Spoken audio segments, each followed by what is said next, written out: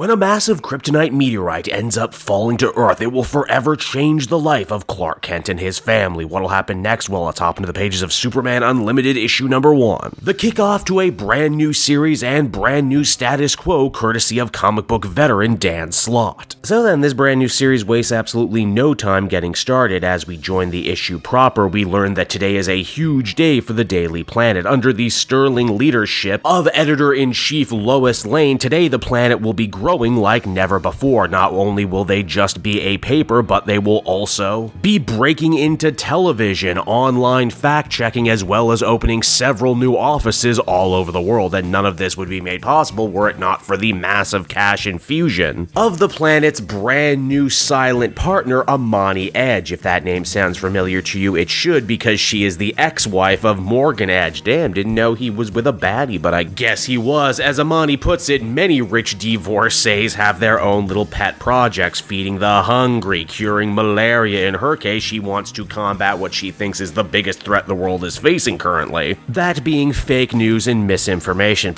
Preach, am I right? When none of us can agree on what reality actually is, that's how you know we're all damn cooked. Of course, not everyone is so quick to trust an Edge. Even an ex-Edge, Ronnie Troop, thinks that Amani is just simply using the Daily Planet's good image. Then, of course, you have Clark himself, who ends up ruffling a lot of feathers right away by not sticking around for the rest of the presentation, mainly because duty calls as Superman. Thankfully, not only is he the editor-in-chief's husband, but he also just so happens to be the #1 lead reporter on the Superman beat. And as Clark puts it, well, he wants to be there to support Lois on her big day. When you're Superman, well, every day is kind of big. In fact, we get a nice little vertical slice of what the average day is like for the Man of Steel. He helps save some cops who are under fire by inter-gang members using sci-fi guns. Don't worry, the shooter not only comes quietly, but even goes as far as to thank Superman for saving his aunt in Star City from a Titano attack. After that, Superman saves a plane from crashing, a boat from sinking, and even finds the time to put some cash in a struggling busker's guitar case. In fact, he says that being Superman, his super hearing allows him to hear basically every new song ever sung and recorded all over the world, but he really likes this lady's style and hopes she's going places. Which is honestly just a really nice, really sweet, really human moment that I'm glad Slott takes the opportunity to showcase here in his new run. It's after that, though, things end up becoming much more dire as the Justice League at the Watchtower warns Superman of a coming meteorite that is about to strike the Earth. Not only is this thing absolutely massive, but it's made of strange alien metal that makes it hard to detect from far away, the sort of thing that no one in this part of space should even be able to synthesize. Superman thinks nothing of it, though, and because he's the only Leaguer strong enough to repel the attack, ends up going right for it. Unfortunately, the Man of Steel discovers much too late that the core of this meteorite is made up of 100% pure, uncut kryptonite. The kind of thing that could kill him and kill the entire Earth if it actually ends up striking. In fact, this thing is probably going to make landfall in Brazil soon unless Superman can stop it. The Man of Tomorrow ends up gritting his teeth and grabbing this thing with both hands, even though he knows doing so is tantamount to suicide. But hey, these are the days that he planned for, right? The days wherein even Superman might not be able to win. And indeed, they really do end up selling the severity of the situation as Superman's entire long life and comic book history end up flashing before his eyes, which actually serves as a nice excuse to refresh people's memories who might be picking up this comic for the first time and want to know what part of Superman's history is actually canon these days. Slott puts his stamp on some of the greatest hits: the destruction of Krypton, his rocket being found by the Kents, his friendship with Lana Lang and Pete Ross, even his rivalry in Smallville with Lex Luthor, who is also back to being from Smallville now, thanks to Joshua Williamson retcons. Clark's first meeting with Krypto the Superdog also gets a mention in here too, because let's face it, that character is already primed to be a massive breakout in the new Superman Legacy movie, so might as well feature him here. Superman also spent some time as Superboy and even went to the 31st century to hang out with the Legion of Superheroes, which used to be in canon, then got crisised out, then just recently got put back in canon by Mark Waid. Hell, there's even a really fun running joke throughout this issue about how Saturn Girl and the other members of the Legion loved that centennial statue of Superman complete with the eagle, though Clark never really did end up getting that damn eagle, did he? By the time Clark remembers his first day at the Daily Planet, meeting Perry White, Jimmy Olsen, and of course the love of his life, Lois, he's managed to slow the meteorite down to a crawl. Earth is safe, but unfortunately there's a very tiny fishing village that might also end up getting absolutely devastated if this thing hits. Meaning that a Kryptonite sick and weakened Superman has to end up going back on in for another go. In his internal monologue, he mentions the grim irony of this situation, despite all the battles he's won, all the fights with the worst and most evil supervillains the universe has to offer. In the end, what does in the Man of Steel? Well, just a big piece of home. A delayed reaction from the explosion that destroyed Krypton all those years ago. And of course, being this close to death means more flashbacks like, oh, I don't know, the original death of Superman, his fight with Doomsday, the rise of the Superman, as well as happier memories too, including Clark's marriage to Lois, the birth of their son, John Kent the Superboy, as well as the tragedy of his stolen youth and missing years. I like they don't actually mention Mr. Oz during all of this because, well, that would just be way too complicated. Feeling that his final minutes of life are coming to an end, Superman takes this opportunity to send a message that only his son John will be able to hear, a message that is very similar to the one Jor-El records for his son in the first Richard Donner Superman movie. In fact, this issue is actually loaded with references to Donner. They're a good people, John. They want to be. All they need is for you to show them, and then a massive boom. It's after that climax we end up jumping ahead a staggering 3 months in the future. Superman is not dead, he was just in a little coma. It seems that his entire family was waiting for him round the clock in the Watchtower for the moment that they all knew he would end up coming to. And as far as Clark Kent, don't worry, they didn't have to explain his disappearance for 3 months. John Jones, the Martian Manhunter, has just been running around looking like him. Apparently, he's even been helping Pa Kent with chores around the farm. Nice guy, that Martian Manhunter. The rest of the League is naturally overjoyed to see Superman up and about again, but unfortunately, Batman has to get him up to speed on the strange new world he has awoken in. You see, that Kryptonite meteor did indeed fall to Earth in an unknown nation-state called Caldero. And overnight, it completely transformed the place. They've now become an economical superpower in, you guessed it, the export of Kryptonite. Apparently, everyone who's anyone wants to get their hands on the rare space metal now, including the likes of Intergang, the Cult of the Cobra, League of Assassins, and any other villain group you can name. This also means the rest of the super family, like Kara and Connor, have been running themselves absolutely ragged, dealing with every rank-and-file punk who now has a Kryptonite shiv or Kryptonite knuckles. Naturally, Superman vows to do everything in his power to help clean up this mess any way he can. Unfortunately, Batman has one last grim proclamation to share with our hero, and that is, hey man, you got crushed under that giant Kryptonite meteor. You should be dead. And just because you're walking around doesn't mean you haven't been irrevocably changed in ways the heroes don't fully understand yet as the comic comes to a close. And so that was Superman Unlimited issue number 1, everybody, and I gotta tell you, going into this one, I wasn't exactly sure what to think. The whole idea of a Kryptonite meteor making it so that even just regular workaday crooks could have an edge over Superman and the Superman family sure sounded like a clever idea on paper, but geez, isn't that also kind of like admitting that Superman is too powerful and the only way that you can actually tell stories about him is if he's on a much more even playing field with even just regular old people? Why not just create new villains who could go toe-to-toe with him, or even enhance old villains to do the deed? Thankfully, none of that actually ended up being the case, and Dan Slott actually has way more going on under the hood here than that initial summary might lead you to believe. It's not just that a bunch of new Kryptonite came to Earth and empowered criminals, it's that a bunch of Kryptonite came to Earth and kind of changed Earth as we know it, both economically and socially. But more importantly, all this exposure to Kryptonite has seemingly changed Superman too. And the fact that all of this has come at probably the worst possible time for Clark and Lois, as they're expected to do so much more at the planet now because of the big expansion. Overall, pretty happy with this one and excited to see what Dan Slott does in the future and how the events of this story will end up bleeding through to all the other Superman stories going on right now. Overall, I think I'd feel comfortable giving this one an 8 out of 10. Good stuff.